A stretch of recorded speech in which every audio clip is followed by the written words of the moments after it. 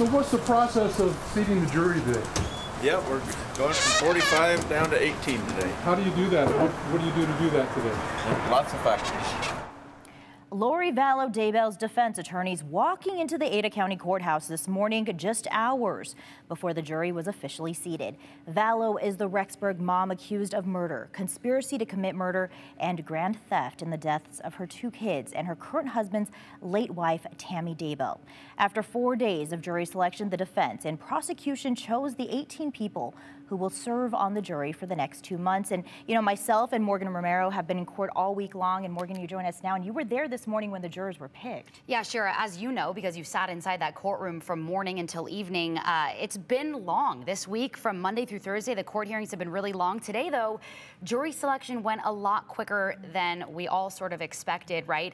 Attorneys had already chosen who they wanted on their case before today in a process called peremptory strikes, which I'll get into a little bit later. They chose who they wanted or didn't want to sit on the jury. Over the past 2 weeks, attorneys and the judge very carefully narrowed the pool down from 1,800 potential jurors to their final 18, 12 jurors and 6 alternates, 10 men, 8 women.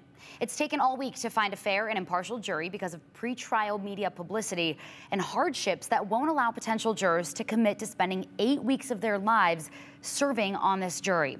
This morning, the defense and prosecution used a process, as I mentioned, called peremptory strikes or peremptory challenges. That means they excused people without explaining why, essentially dismissing potential jurors because they wouldn't help their case. This is different from the process that played out all week when attorneys had to explain why they wanted to eliminate someone. Right off the bat today, the judge dismissed 3 backup potential jurors out of the 45 they started the day with. So they had to get to 42 all week. They started with 45 just in case.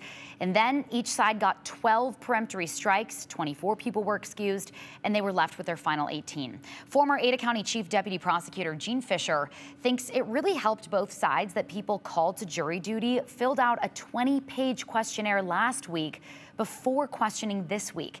By the way, Fisher has no connection to this case. All of the really big questions, a lot of the theme questions, a lot of the concerns, I'm sure were addressed in the questionnaire. So when they whittled it down to 42, it definitely made it much simpler last night to go through those. They had to do a lot of work to get there, but at least they already had their questionnaires for the 42 that they knew were picked. And so I think that probably sped things up quite a bit. And having moved the case here to Ada County, where we have a much larger jury pool and population. Yeah, there was not a lot of discussion in court today, and attorneys didn't even question the potential jurors like they've been doing this week. Today, the judge gave the jury very strict instructions as well. He ordered them not to talk about the case, not to research it, and not to watch, listen, or read the news.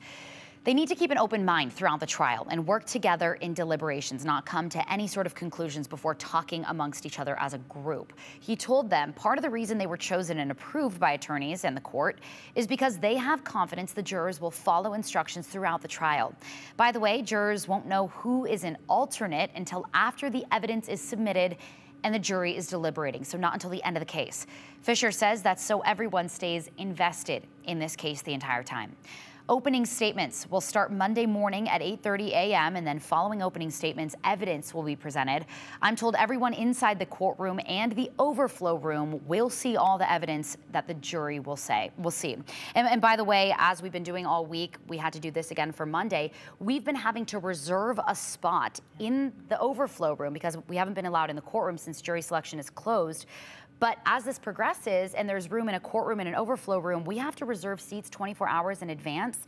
And just to highlight and put into perspective how high profile this case is and how much media attention is on it, those seats today for Monday filled up in 2 minutes. 2 minutes. Yes. It's incredible. It shows, it's a testament to how popular or how much interest is in this trial alone. Exactly. And coming up at 4:30, I'm going to talk about the instructions that the judge gave about the jury, not being exposed to anything outside the courtroom about this case. All right, Morgan Romero, thank you. We'll see you at 4:30. You bet.